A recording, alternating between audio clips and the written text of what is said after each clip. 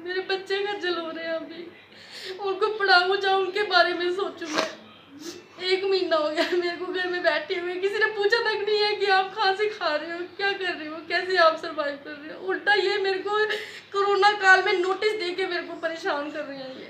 नमस्कार, मैं हूं रवि सिंह। मैं आपको लेकर आया हूं आज उधमपुर वार्ड नंबर 13 में।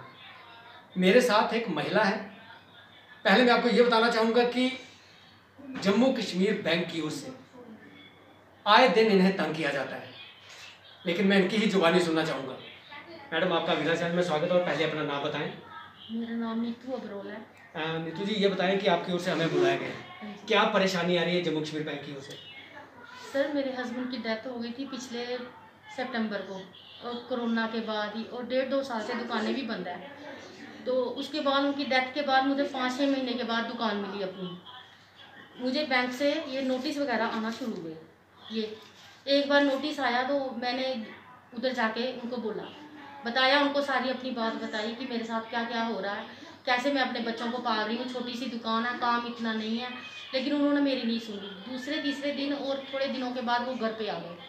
घर पे आने के बाद वो दुकान पे वापस आए, और मेरे इतना कुछ कहने के बावजूद भी उन्होंने मुझे 2-3 बार नोटिस, और कल परसों मेरे को उन्होंने दोबारा कोर्ट का नोटिस दे दिया। कह रहे हैं कि मुझे 5 लाख और सारे पैसे जितने भी हैं वो आप दे दो। पहले मुझे ये बताएं कि आपके पति की डेथ हुए कितना समय हो गया? अभी 8-9 महीना लगा उनको। 9 महीने पहले उनकी डेथ हो गई थी जी। तो बैंक कितनी लिमिट बनाई थी? उन्होंने 5 लाख की बनाई थी, लेकिन मुझे इस बारे में कुछ भी नहीं पता था। उन्होंने कभी घर में बताया ही नहीं था कि बैंक का भी कोई चक्कर है। मुझे इस बात का उनकी डेथ के बाद पता लगा, जब ये कोर्ट से नोटिस और ये वगैरह आने लगे। मुझे इसके बारे में कुछ भी नहीं पता था, और ये मेरे को इतना तंग कर रहे, इतना हरास कर रहे हैं बैंक वाले। कहने की बात नहीं है। जो वहाँ के मैनेजर हैं, सुधांशु दुबे, संजीव दुबे। हाँ जी। और ये बैंक कौन सा है? कहाँ पे शाखा? ये जेके बैंक शक्ति नगर।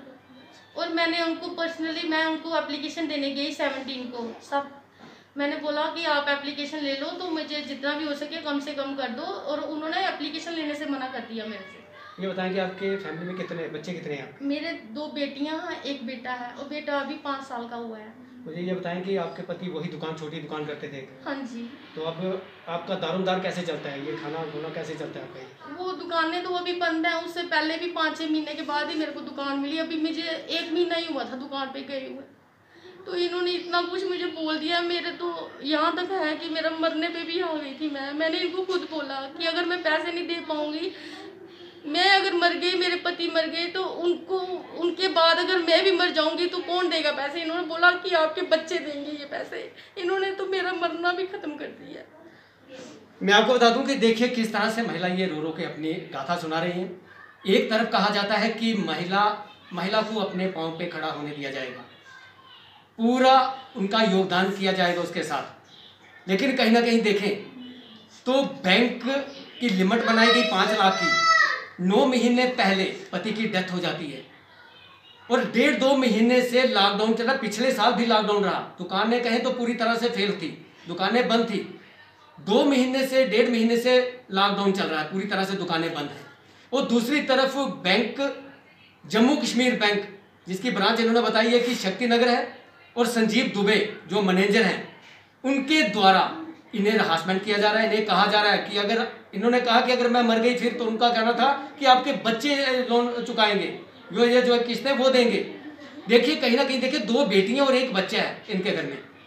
एक ही दुकान थी, वो भी 2 महीने से बंद है। आखिर ये किस्त कहाँ से देंगी, कहाँ से पैसे जमा करवाए जाएंगे? क्या बैंक वालों को नहीं लगता? क्या वो नहीं जांच करते कि इनके पति की डेथ हो चुकी है?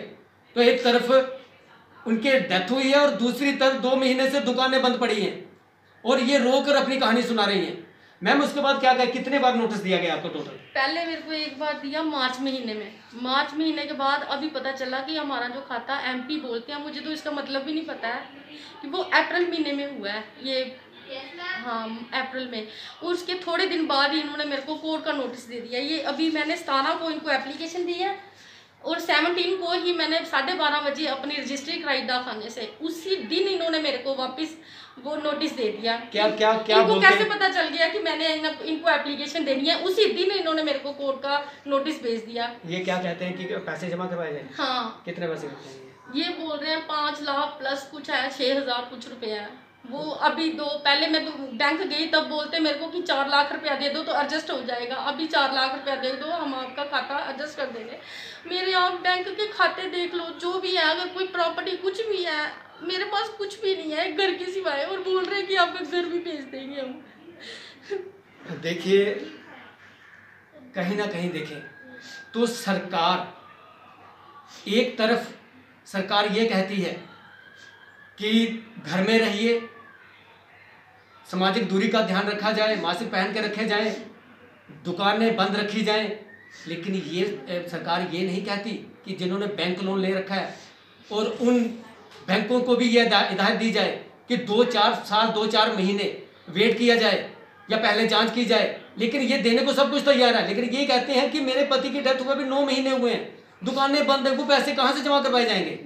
तो उन्हें ये कहा जाता कि आपका मकान बेचा जाएगा, या फिर ये कहा जाएगा कि अगर वो ये कहती है कि मैं खुदकशी कर लूंगी बोलते हैं तो फिर आपके बच्चे आगे का ये हिसाब करेंगे, वो चुकाएंगे कर्जा। देखिए कहीं ना कहीं ऐसा नहीं होना चाहिए। बैंक मैनेजर को भी ये सोचना होगा, पहले तो बस जांच करें कि इनके पति की डेथ हो चुकी है, तो उसके बाद वो कहें नहीं सी कम से कम 1.5 साल तो इन्हें दिया जाए और उसके बाद इनसे किस्त ली जाए या पैसे लिए जाएं। लेकिन ऐसा चलता रहा तो लोग खुदकशी पे भी उतर आएंगे, जिस तरह से ये महिला बता रही है कि वो मरने के लिए तैयार हैं। देखिए 2 बेटियां और 1 बेटा है छोटा इनका। लेकिन मैं फिर ये कहूँगा कि मैम आप आखिर में क्या चाहती हैं कि क्या होना चाहिए? मुझे यही है कि देखा जाए, मेरा सब कुछ देख ले, मेरे बैंक बैलेंस देख ले, अगर पैसे हैं तो मैं दे देती थी, अगर है ही नहीं मेरे पास कुछ भी, मैं कहाँ से दूंगी इनको, कहाँ से दूंगी इनको पैसे? मैं मेरे बच्चों का फ्यूचर भी खराब हो रहा है सारा। लोग अपने बच्चों के लिए सोच रहे हैं और मैं देख रही हूँ, मैं कर रही हूँ कि मैं बैंक के कर्जे कहाँ से दूंगी मैं।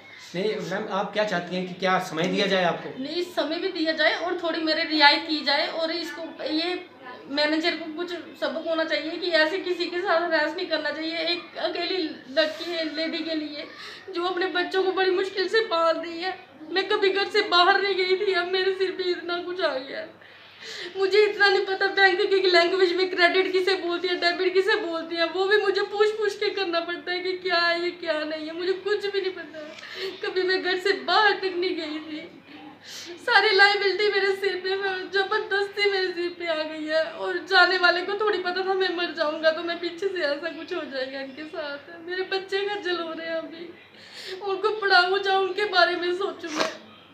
1 महीना हो गया मेरे को घर में बैठे हुए, किसी ने पूछा तक नहीं है कि आप कहाँ से खा रहे हो, क्या कर रहे हो, कैसे आप सर्वाइव कर रहे हो। उल्टा ये मेरे को कोरोना काल में नोटिस दे के मेरे को परेशान कर रहे हैं ये। देखिए इनका कहना था कि उन्हें रियायत दी जाए कुछ ना कुछ, और समय भी दिया जाए।